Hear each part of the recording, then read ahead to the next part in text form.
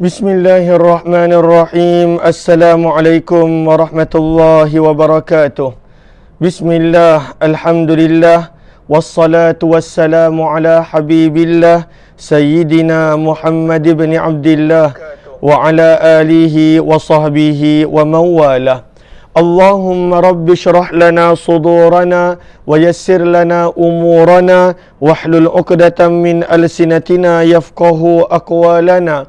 Allahumma fakkihna fid din wa 'allimna at-ta'wil. Allahumma alhimna marashid umurina wa a'idhna min shururi anfusina birahmatika ya rabbal alamin. Walhamdulillahi rabbil alamin. Ahlan kepada sahabat-sahabat semua, sabahun nur, sabahul khair.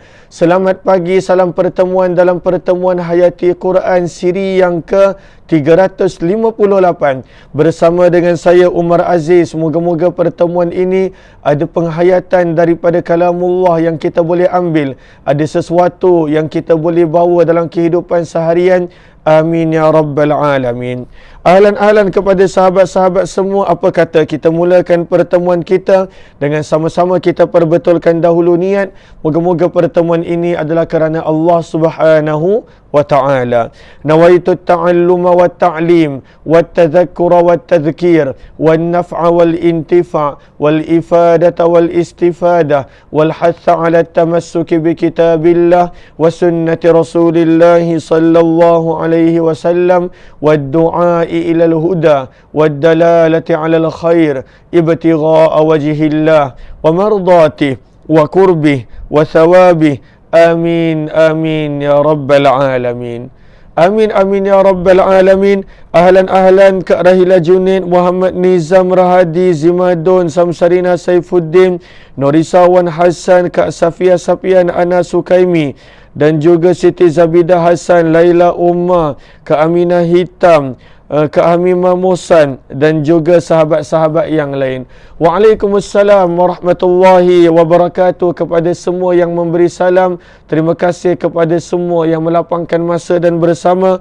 Mohon jasa baik untuk bantu share, bantu untuk kongsi, bantu untuk sebar luas, dan juga tag rakan-rakan yang lain. Moga-moga lebih ramai yang beroleh manfaat, lebih ramai yang beroleh kebaikan, insya-Allah.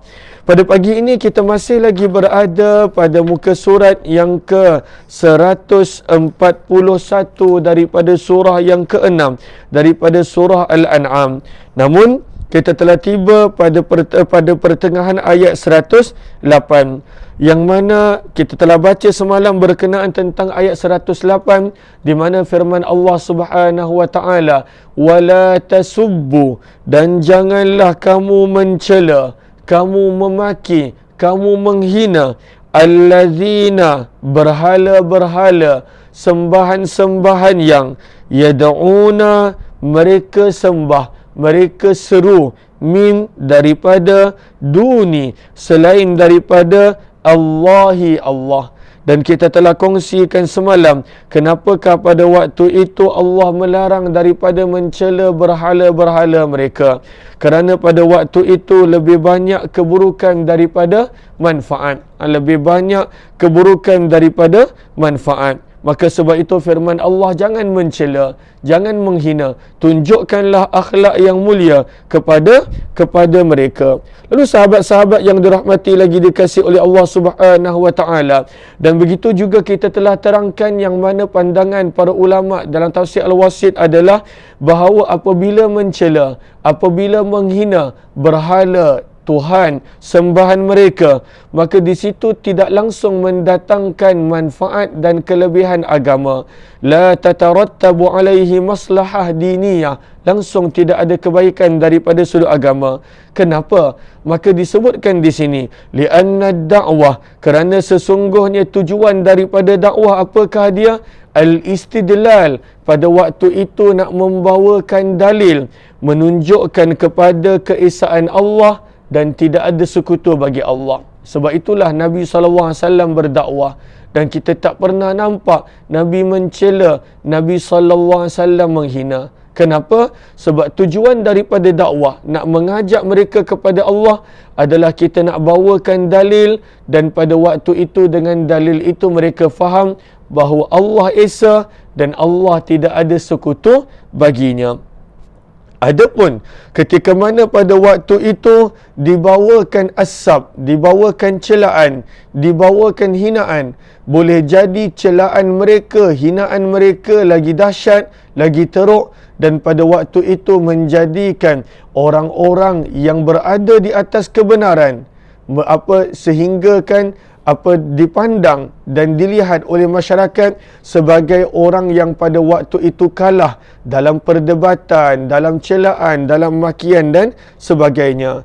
Sebab itulah disebutkan di sini, wa rubbama istata'al mubtil, dan kadangkala orang yang berada di atas kebatilan, biwaqahatihi wa fushih, maka pada waktu itu dengan wa fushih, dengan pada waktu itu keburukan dan kejahatan yang dia biasa buat, maka kadangkala orang yang berada di atas kebenaran tak mampu nak lawan daripada sudut kata-kata seperti mana yang boleh dilakukan oleh orang yang berada di atas kebatilan.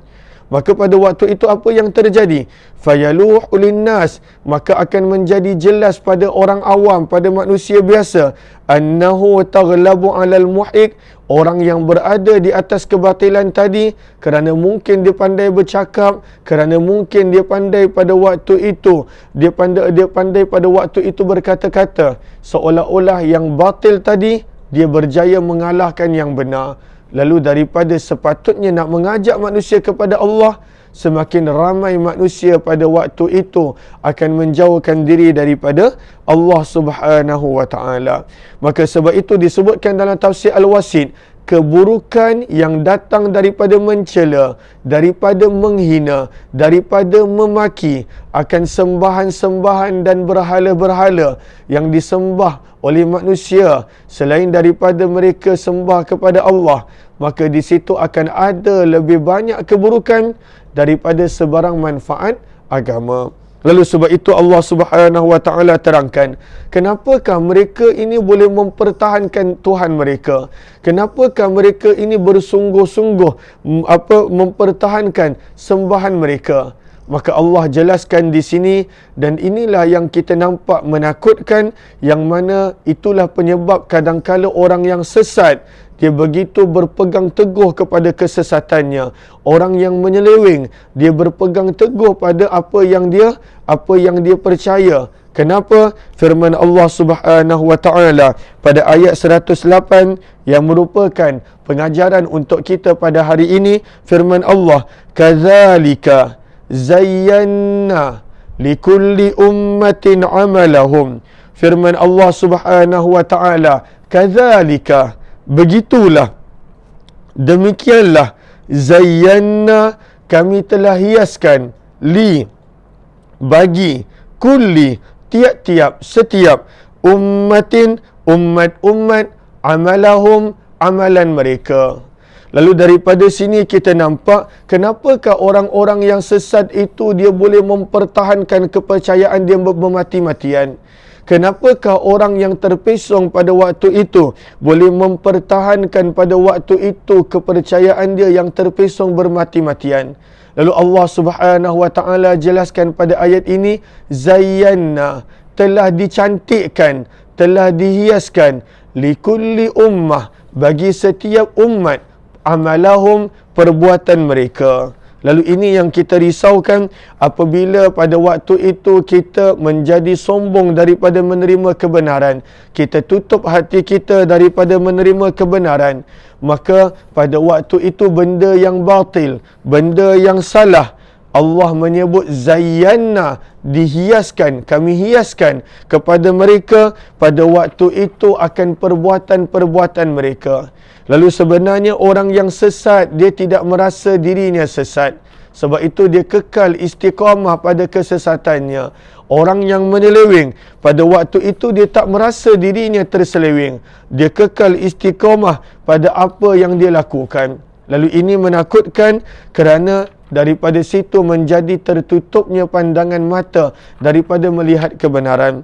Lalu daripada sini menjadi jelas kepada kita bahawa kita patut pada waktu itu sentiasa bertaubat apabila melakukan kesilapan, supaya hati ini tidak tertutup, segera kembali kepada kebenaran apabila terpesong daripada kebenaran. Kenapa? Sebab mereka ini dah nampak amalan mereka yang sesat itu seolah-olah benar. Mereka dah nampak benda yang mereka terseleweng itu sebagai benar. Lalu di sini Allah Subhanahu Wa Taala jelaskan kenapakah pada waktu itu mereka berdegil di atas kesesatan. Mereka pada waktu itu berpegang teguh di atas kesesatan. Maka firman Allah, zayyana, telah dicantikkan, dihiaskan bagi setiap umat akan perbuatan mereka. Ini lebih jelas kita akan nampak. Allahumma salli ala Sayyidina Muhammad pada muka surat 435. Kita lihat pada muka surat 435. Muka surat 435, surah yang ke-35, surah Fatir. Ahlan, lain sangkut-sangkut ke? Bagaimana sahabat-sahabat yang lain? Adakah sangkut-sangkut? Ahlan. Sebab saya nampak ada satu komen yang mengatakan lain sangkut-sangkut. Bagaimana sahabat-sahabat yang lain? Adakah jelas ataupun tidak jelas? Moga Allah permudahkan untuk sahabat-sahabat yang lain. Lalu kat sini kita nak faham apakah maksud zayyana, kami memperhiaskan kepada setiap umat. Lalu ada yang menyangka kalaulah begitu bererti manusia ni tak ada peluang untuk kembali kepada kebenaran. Manusia ini pada waktu itu dia tidak ada peluang untuk kembali bertaubat dan sebagainya. Lalu jelas, terima kasih. Moga Allah permudahkan untuk sahabat-sahabat. Lalu jom kita lihat ayat yang ke-35. Ayat yang ke-35. Maka firman Allah pada surah yang ke-35, muka surat 435. Muka surat 435. Pada ayat yang ke-8. Pada ayat yang ke-8. Mohon sahabat-sahabat catatkan dorang komen. Muka surat 435, surah yang ke-35, ayat yang ke-8. Firman Allah Subhanahu Wa Taala, afaman zuyyina lahu su'u amalihi fara'ahu hasana. Firman Allah Subhanahu Wa Taala pada ayat yang ke-8, apakah afaman, maka apakah patut kepada siapa? Apakah patut bagi orang yang zuyyina, telah dihiaskan, lahu, baginya, untuknya, su'u, kejahatan-kejahatan dan keburukan, amalihi, daripada perbuatannya, fara'ahu, maka daripada sudut pandangan dia melihat perbuatan buruk dan jahat itu hasana, sebagai elok dan juga baik. Maka Allah bertanya soalan, afama zuyyina lahu su'u amalih fara'ahu hasana, maka apakah patut orang yang buruk perbuatannya itu menganggap perbuatannya baik, dia melihat perbuatannya baik. Macam mana dia boleh jadi begitu? Perbuatan itu buruk, perbuatan itu menyeleweng, perbuatan itu sesat, tetapi pandangan mata dia nampak perbuatan itu baik. Fara'ahu hasana. Maka Allah Subhanahu Wa Taala terangkan ayat yang ke-8 ini pada kenapa sebabnya pada ayat yang ke-6. Apakah yang ada pada ayat yang ke-6? Siapakah yang menjadikan mereka ini nampak yang buruk itu baik, yang pada waktu itu jahat itu sebagai baik? Maka firman Allah pada ayat yang ke-6, inna syaitana lakum aduwwun fattakhidhuhu aduwwa. Antara sebabnya adalah pada waktu itu adalah bisikan-bisikan daripada syaitan, yang mana firman Allah memberi peringatan, inna, pada ayat yang ke-6, sesungguhnya asyaitana, syaitan itu, lakum, untuk kamu, bagi kamu, adu, adalah musuh, fattakhizuhu aduwa, maka layanlah dia seperti musuh, anggaplah dia seperti musuh. Maka daripada sini kita nampak yang menjadikan manusia nampak pada waktu itu yang buruk adalah bagus, antaranya adalah bisikan-bisikan daripada syaitan. Apakah lagi antara sebabnya? Kita lihat pada ayat yang kelima. Kita tengok dia punya natijah. Kita kembali ke atas. Kita tengok ayat yang kelima. Apakah menjadikan manusia itu nampak perbuatan-perbuatan buruk dia sebagai baik? Seperti mana yang kita baca pada surah Al-An'am tadi. Antaranya adalah kerana dia tertipu kerana kehidupan dunia pada ayat yang kelima. Firman Allah, kita tengok pula ayat yang kelima. Ayat yang keenam tadi menceritakan tentang anggaplah syaitan itu musuh. Kalaulah tidak, maka syaitan juga akan menyesatkan kamu dan menunjukkan kepada kamu amalan yang buruk itu sebagai baik. Antara sebab yang kedua adalah firman Allah pada ayat yang kelima, Ya ayyuhan nas, wahai manusia, Inna wa'dallahi haq. Sesungguhnya janji-janji Allah itu adalah benar. Namun firman Allah, Fala, maka janganlah taghurrannakum, menjadikan kamu ditipu ataupun menipu kamu al-hayatud dunya, kehidupan dunia. Lalu daripada sini kita nampak sebab yang kedua kenapa manusia melihat amalan buruk dia menjadi baik, kerana dia telah tertipu dengan kehidupan dunia, suasana dia, teman-teman dia yang tak baik. Maka pada waktu itu dia tertipu dengan kehidupan dunia. Dan sebab yang ketiga, kenapakah manusia itu melihat perkara yang buruk sebagai bagus, sebagai baik? Kita kembali pada ayat yang keempat, kerana perbuatan mereka mendustakan Rasul, mendustakan kebenaran. Maka firman Allah pada ayat yang keempat surah 35 ini, wa iyukadzibuka, dan jika mereka mendustakan kamu, bererti mereka mendustakan kebenaran, mendustakan baginda Nabi sallallahu alaihi wasallam.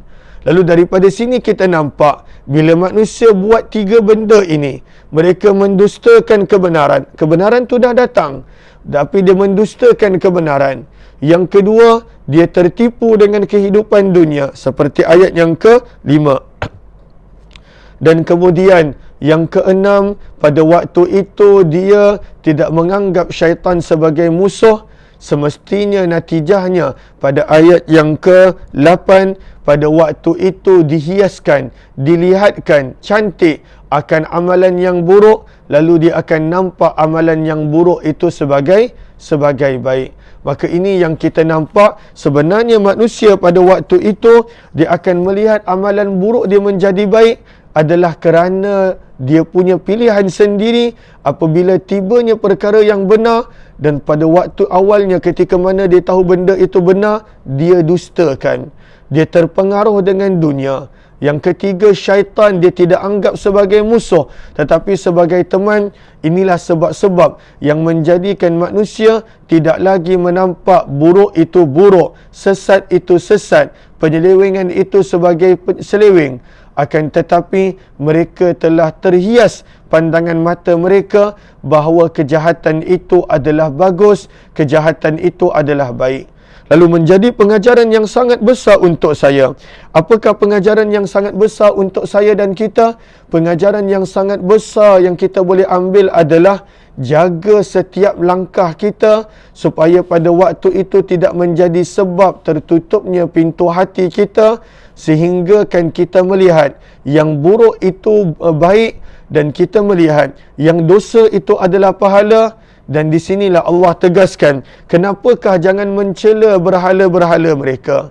Sebab mereka ketika mana dah menolak kebenaran, ketika mana pada waktu itu dah berpaling daripada kebenaran, mereka nampak perbuatan mereka sebagai betul, perbuatan mereka sebagai baik. Firman Allah, kadzalika, begitulah, zayyanna, kami telah hiaskan, likulli, untuk bagi setiap ummatin, umat-umat, amalahum, amalan mereka. Lalu mereka nampak amalan buruk itu sebagai bagus, mereka nampak amalan buruk itu sebagai pahala. Lalu firman Allah kepada baginda Nabi sallallahu alaihi wasallam, wahai Muhammad, biarkanlah mereka, janganlah dicela dimaki Tuhan mereka, ajaklah mereka kepada kebenaran ikut kemampuan kamu, kerana mereka ini kelak akan berhadapan dengan Allah. Biarlah Allah yang uruskan mereka. Lalu sebab itu pada penghujung ayat firman Allah Subhanahu wa taala, summa, kemudian, ila, kepada, Rabbi, Tuhan, him, mereka, marji'u, ke tempat kembalinya, hum, mereka. Lalu akhir sekali mereka akan kembali kepada Allah Subhanahu wa taala. Akhir sekali mereka akan kembali kepada Allah. Lalu wahai Muhammad, jangan dicela, dimaki berhala dan Tuhan mereka. Ajaklah mereka, dakwahlah mereka kepada Allah. Namun kalaulah mereka masih tak beriman, wahai Muhammad, pandangan mata mereka pada waktu itu telah dihiasi yang buruk itu sebagai baik. Sebab itu mereka istiqamah pada keburukan mereka, pada kesesatan mereka. Namun wahai Muhammad, biarkanlah mereka, kerana pada waktu itu mereka akan dikembalikan kepada Allah. Lalu biar Allah yang tentukan keadaan mereka. Firman Allah, fa maka yunabbi'u, Allah akan memberitahu, hum, kepada mereka, bi, dengan apa-apa yang kanu, adalah mereka, ya'malun, lakukan. Allah akan berikan kepada mereka makluman tentang apa yang mereka lakukan, bahawa pada waktu itu adalah salah, pada waktu itu adalah tidak betul, pada waktu itu adalah berdosa. Maka firman Allah Subhanahu wa taala, wahai Muhammad, inilah keadaan mereka. Dan menjadi pengajaran untuk kita, kadang-kala kita nampak kenapa orang tu sesat tetapi dia tak nampak sesat. Dia dah sesat kerana memang dia tak nampak sesat. Kerana apa dia tak nampak sesat? Kerana pilihan dia pada awal dulu, bila ada peluang taubat, dia tak taubat. Pilihan dia di awal dahulu, pada waktu itu dia tidak menjadikan syaitan sebagai musuh. Pilihan awal dia dulu, kerana pada waktu itu dia tertipu dengan hasutan dunia. Lalu bila hati itu semakin rosak, hati itu semakin rosak, hati itu semakin rosak, maka seperti mana butanya mata, tak nampak di manakah jalan, maka hati pun boleh menjadi buta, pada waktu itu tidak lagi melihat kebenaran. Maka sebab itulah kita belajar daripada ayat ini, moga-moga Allah tak menjadikan kita melihat keburukan itu sebagai baik, melihat maksiat itu sebagai pahala. Moga kita tidak menjadi begitu. Jangan salah faham, bukanlah maksud zayyanna pada waktu itu Allah paksa manusia sesat. Tidak. Seperti mana yang kita dah baca dalam surah Fatir tadi, dalam surah yang ke-35 tadi, manusia yang pilih begitu. Manusia yang pada waktu itu, daripada awal ketika mana dia tahu benda itu benar, dia dustakan. Itulah maksud dusta. Dia tahu benda itu betul, tetapi dia dustakan. Lalu daripada sini kita nampak pada waktu itu pentingnya dan sangat pentingnya bila kita pada waktu itu buat maksiat, segerakan taubat. Bila kita tahu kita melakukan benda yang salah, segera pada waktu itu tinggalkan. Jangan mendustakan kebenaran. Jangan kekal pada waktu itu tetap nak buat benda yang salah tadi. Kerana itu boleh menjadi sebab tertutupnya pada waktu itu pintu hati kita, dan kita tidak lagi melihat yang buruk itu sebagai buruk. Bahkan kita akan melihat yang buruk itu sebagai baik. Pada waktu itu payah menjadikan tertutup mata hati daripada kebenaran. Sahabat-sahabat yang dirahmati lagi dikasihi oleh Allah Subhanahu wa taala. Sebab itulah kata sahibul manar, fadhahara, maka jelas daripada ayat ini bahawa kesan daripada amalan-amalan buruk yang dilakukan oleh manusia, maka pada waktu itu tertutup pintu hatinya daripada melihat kebenaran. Macam mana dia nak melihat kebenaran? Dia dah tak boleh bezakan. Yang buruk itu dia nampak benar, yang jahat itulah yang dia nampak benar. La jabara fiha, bukanlah maksud ayat pada ayat ini adanya paksaan daripada Allah untuk manusia itu kekal buat maksiat. Wala ikrah, langsung tidak ada paksaan. Akan tetapi maksud daripada ayat ini adalah ketika mana manusia dia bertegas dan berkeras untuk mendustakan kebenaran, dia tak nak bertaubat apabila melakukan kesalahan, menjadilah pintu hatinya, mata hatinya rosak. Mata hatinya pada waktu itu rosak. Macam manusia, dia ada mata tetapi dia tak jaga mata dia.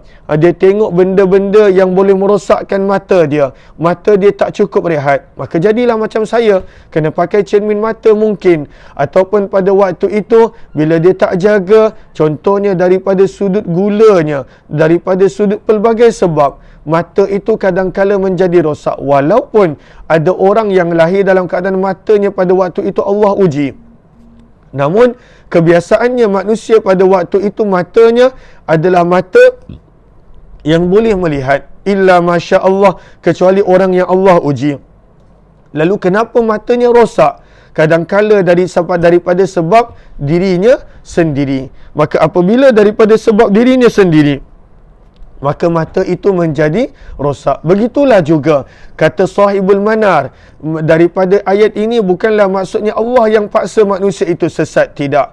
Tetapi Allah telah beri pilihan kepada manusia, dan pada waktu itu mereka telah membuat pilihan mereka, menjadikan rosaknya mata hati mereka, lalu mereka tak dapat lagi melihat yang benar itu benar, dan pada waktu itu yang salah itu adalah salah. Sebab itu pada awal ayat 108 Allah kata jangan cela mereka, sebab mereka tak nampak yang benar itu benar. Jangan maki mereka kerana mereka tak nampak yang benar itu benar. Jangan menghina sembahan mereka, sebab mereka buat dalam keadaan mereka sangka mereka buat itu betul.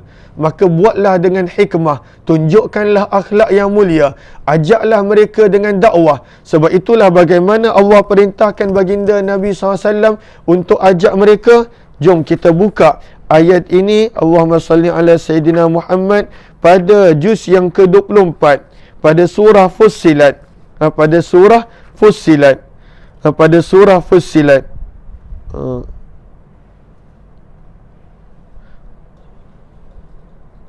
Wallazina hum muhsinun. Sebentar. Allahumma salli ala Sayyidina Muhammad. Pada surah Fussilat, surah yang ke-41, muka surat 480, pada ayat yang ke-34.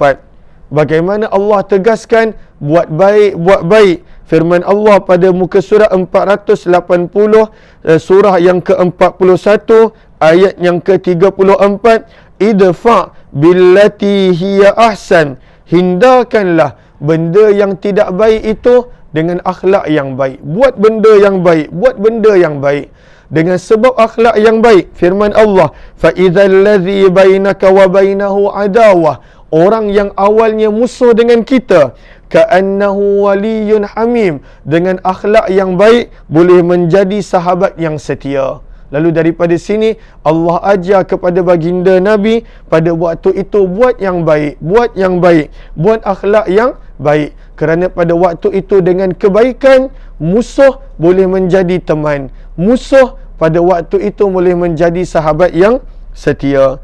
Lalu sebab itulah bahkan kita lihat ayat sebelumnya, ayat 33, Allah dah tegaskan tidak ada ucapan yang lebih baik daripada mengajak manusia kepada Allah. Maka ambillah pengajaran daripada ayat 108 ini, tunjukkan akhlak yang baik, jangan mencela akan Tuhan-Tuhan mereka, kerana sebenarnya mereka sangka dan mereka yakin mereka berada di atas kebenaran. Lalu ajaklah mereka dengan baik, dengan hikmah, dengan akhlak. Moga-moga pada waktu itu mereka beroleh petunjuk dan hidayah. Sahabat-sahabat yang dirahmati lagi dikasihi oleh Allah Subhanahu Wa Taala, lalu insya-Allah esok kita mungkin tak ada hayati Quran kerana saya ada jemputan program Tanyalah Ustaz. Lalu sahabat-sahabat boleh bersama dalam program Tanyalah Ustaz TV3 pada jam 6.30 pagi sehinggalah 8.30 pagi. 6.30 pagi hingga 8.30 pagi. Nanti saya akan sharekan juga di Facebook saya kalau sempat. Kalau tidak, nanti sahabat boleh tengok pada Facebook tanyalah ustaz. Lalu insya-Allah esok tak ada sebarang hayati Quran. Kalau sempat saya akan kongsikan perkongsian syama'il daripada dalam kenderaan, daripada dalam kereta, sebab program habis 8.30, namun tidak ada program hayati Quran kerana saya akan ada program di tanyalah ustaz esok. Lalu harap sahabat-sahabat dapat bersama. Lalu mudah-mudahan bermanfaat insya-Allah. Terima kasih kepada semua. Kita jumpa jam 9 nanti dalam program perkongsian syama'il. Wabillahi taufiq wal hidayah. Assalamualaikum warahmatullahi wabarakatuh. Jazakumullah khairah. Nanti mohon sahabat-sahabat sharekan poster tanyalah ustaz yang akan saya berikan kemudian. Terima kasih semua.